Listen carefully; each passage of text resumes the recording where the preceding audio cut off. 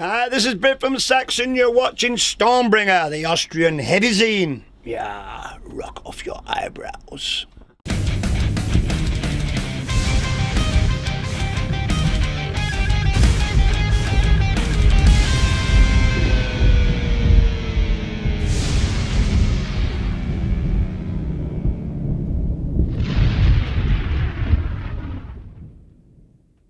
Biff, it was nearly exactly 1 year ago, when you were playing with Motorhead on their 40th anniversary show, sorry, and as a support band. Now you are here in Vienna with Phil Campbell as a support. Isn't that a bit weird? Yeah. Isn't that a bit weird? Well, it's not a great reason to do it, is it? Now, we'd have rather have been here with Motorhead, obviously with Lemmy.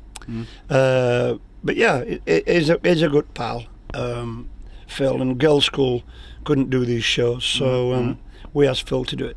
And yeah, they're a good band. Many people in the foyer were talking like, where are Girls' School not playing? Yeah, well, They're on holiday now. Yeah. I don't know.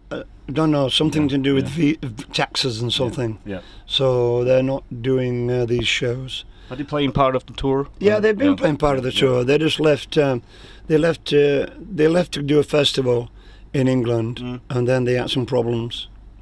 So Rock and roll, full of problems. Rock and roll problems. Yeah. So talking of course, of Lemmy and all the people who died this year, like David Bowie and Leonard Cohen and Prince, of course. Did you think about your own mortality more? No. Because people keep dying a whole year. No, because I was around Lemmy we toured America with him, so he was quite ill. He was very ill. Lemmy, he had good days and bad days. So, but he didn't look very well. So, I think most people expected him to stop touring at some point, but not to die, obviously. But he was a rock and roll rebel. That's what can I say. He was a hard drinking, hard gambling, rock and roll. So he was an old man for his lifestyle. I think he abused himself a lot in his early days with drugs and stuff. I think that's what the payback came. I think. Well, let's talk about your band, SAXON, of course. You are on the scene, around the scene, like for almost 40 years now. It's like 1979, the first album came out. Yeah. So and that's when we changed our name, actually. So we always go back to the '79. Me and Paul were together before that. Yeah. But it was a different band. Yeah. Speaking of Paul, it's funny, you had 3 marriages but just 1 guitar player. That's right. Yeah. Strange that, isn't it? Yeah. He's had three marriages as well. Yeah. So it's strange, yeah. And just one and singer. mostly always see younger women though, that's the problem. so yeah. Can you speak of good friends after all those years, or is it more for you? Paul, for example. Yeah, we're good friends. Yeah. You know, it's sometimes love-hate, you know. But he's cool, Paul. You know, he lets me be the boss. Yeah. So that's all right. Yeah. We don't argue about things like that. Yeah. It's mostly about stupid things. Yeah. So you're British, so yeah. Yeah. Your style of humor is exactly. a bit different. Exactly. Yeah. I know you're a lucky person. You're still doing this with your heart and your soul after all these years. Is there an expiry date you set for yourself? You say, okay, when I'm 70 or 75, I'm going to retire. No, not really. I'll just take it as it comes. You know, a bit like Lemmy, I suppose. No, I don't think you can put the full stops on things. When we're ready, we'll stop. You know. Or when your voice is strained out. Well, my voice is not too good today, but my voice is all right at the moment. Yeah. I saw you like 12 times and your voice was always really, really, really good. I think it might be the first time that it's not, eh? But it's good. My voice is in good. Yeah. I mean, I've had two viruses on this tour already and got rid of them. So, you know, it's doing good, yeah. Is there anything you set yourself a goal to achieve, or is it like you're doing music with SAXON till it fades out or something? The goal to achieve is to keep writing great rock songs and keep putting out music that's a bit relevant, you know, to a rock audience. I think that's key. But what you did in the recent years was to take old stuff of Saxon and make new songs, like with the classic orchestra, things like that. Just rearrange the songs. Yeah, a little bit. We put a little bit of a different twist on it, but not too much. You know, it's we like to. We did an unplugged album, and we did a lot of stuff with acoustic. It was unplugged and strung up. Boring. I wanted to juice it up a bit. Bit of orchestra in there, a bit of unplugged, a bit of slide guitar. You know, just mix it up a bit, really. Make it interesting for people. Bringing a Hawaiian vibe to a Saxon song. Yeah, I think. No, it's bottleneck. It wasn't lap steel. No, I think keeping it interesting for the fans is a big thing for us. You know. But did you have a plan to bring it on stage as well, or was it just for bonus? Well, we did the orchestrated part at Wacken 2013.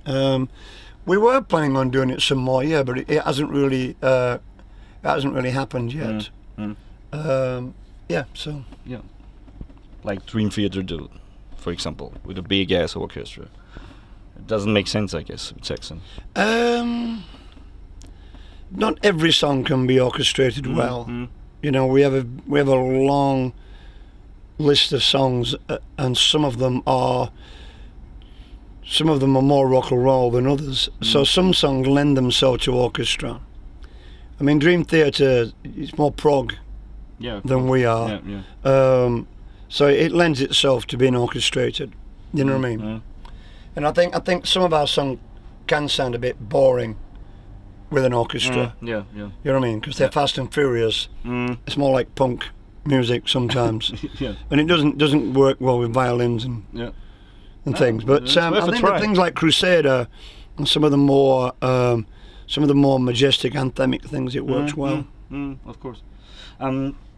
Phil brought his sons with his new band. I think your son Sebastian is also a musician. He is, also doing songs. He's a guitarist. Yeah, but he's doing like funky stuff as well. No, he mixes it up. He's a new generation of rock, 21st century rock. He calls it schizoid blues. I listened to some stuff of him because I just was curious. Yeah, it's pretty cool. It's pretty cool. So is it a like father, like son kind of thing? You think? Not really. No, it's not metal. No, it's not metal.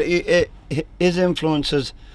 I mean, although he is influenced by me, obviously, and the band, but he goes way back, really, to Hendrixy type style, Cream. Yeah. And then he throws in a bit of indie and psychedelic as well. He's not tied down by any sort of genre. Some hippie vibes in there. Well, he's a bit of a hippie, He is. He's a 19-year-old hippie. He is. Oh, he's just 19. He's just 19. I went 19 3 days ago. Okay. So he's pretty talented, actually. He's much more talented than I was.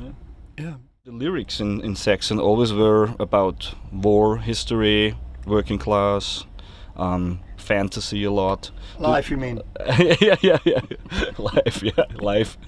And do you think the Saxon fans also read the lyrics a lot? I think a lot of the time they do, but most of the time they don't. I think most bands know the choruses, unless it's a massive song, and I'll check them out sometimes and ask them to sing the verse, see if they know it. But I'm really not bothered whether they do or they don't, to tell you the truth. I like writing lyrics, that's what I do, and if people want to read them, then they're there to be read, and they make sense. It's not just some garbled bullshit about some, street cred, some ambiguous rubbish. So it's I like the songs to be have a picture, idea in your head. I mean, I learned most of my history with Iron Maiden lyrics. I have to admit. There you go. Well, they're the same as we are. I mean, us and Maiden are probably the two of the biggest sort of bands that do historic songs. I think. Yeah. It's funny. It's good fun, as long as the song's great. Yeah. Really cares. Yeah. Another funny thing is, back in 2010, you did a census campaign for Metal Hammer, where you were the face of the campaign, to having people voting heavy metal as a religion. Yeah, they did. Yeah. Yeah, How did it turn out? It got made into a religion. Yeah. Yeah. I mean, there were some other ones as well. The Jedi Knights. Yeah. That's a religion. Yeah. But I think we bet Scientology. Yeah. Of course, Yeah, that was like because way down the that's list. crap. Yeah. So we we got it made. Yeah. Yeah. So it's in the books in Britain that Yeah, heavy that's metal right. is an official it's in religion. the statute books that it is a religion. Yeah. Why don't we have this here in Austria? I Well, don't know. you should Yeah. probably start it. Yeah, But yeah. you need an Austrian Yeah. to be the front guy. Can we lend your face for the campaign? No. Okay. No, I've done it For once. the poster. No. No, there can only be one archbishop. you are the archbishop. That's right. Are you religious, by the way? In some kind of way? Spiritual, I think, Spiritual. rather than religious. Yeah. So you believe in higher I power? was brought up very religious. Yeah. I quite like religion when it's not fighting each other. Yeah. Let live and let live. Yeah, exactly. Kind of thing. How long do you? Yeah, I just asked it, but You did? Yeah, I How long do you think we can go? Yeah.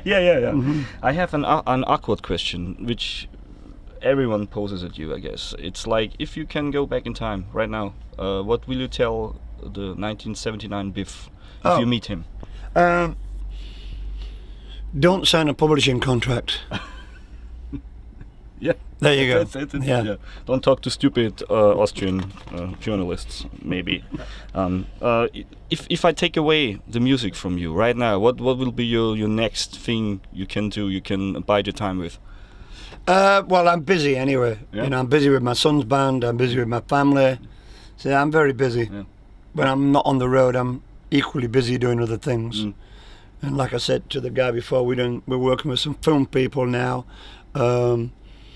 But our music's old enough now to start being played in films and stuff.